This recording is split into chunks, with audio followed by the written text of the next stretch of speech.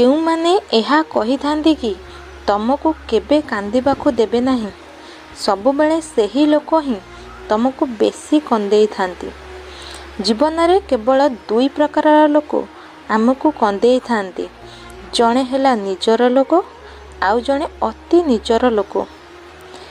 କେତେ ବି ବିଶ୍ୱାସର ସହିତ ତମେ ନିଜ ସମ୍ପର୍କକୁ ଗଢ଼ିଥାଅ, କିନ୍ତୁ ଯାହାର ବଦଳିବାର ଅଛି ସେ ବଦଳି ହିଁ ଯାଆନ୍ତି।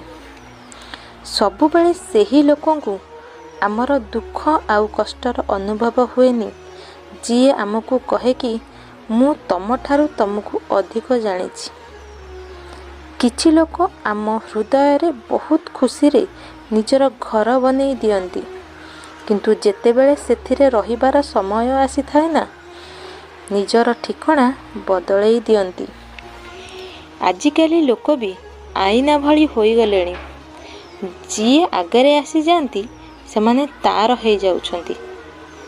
ଜୀବନରେ ବହୁତ ଡେରିରେ ଆମେ ବୁଝିଥାଉ କି ଆମର କିଏ ନିଜର ଆଉ କିଏ ପର, କିନ୍ତୁ ସେତେବେଳକୁ ନା ବହୁତ ଡେରି ହୋଇଯାଇଥାଏ। ସାରା ଦୁନିଆଠୁ ଲଢ଼ିକରି ତମକୁ ବିଶ୍ୱାସ କରିଥିଲି, କିନ୍ତୁ ଶେଷରେ ସେଇଆ ହେଲା ଯାହା ଲୋକମାନେ କହୁଥିଲେ।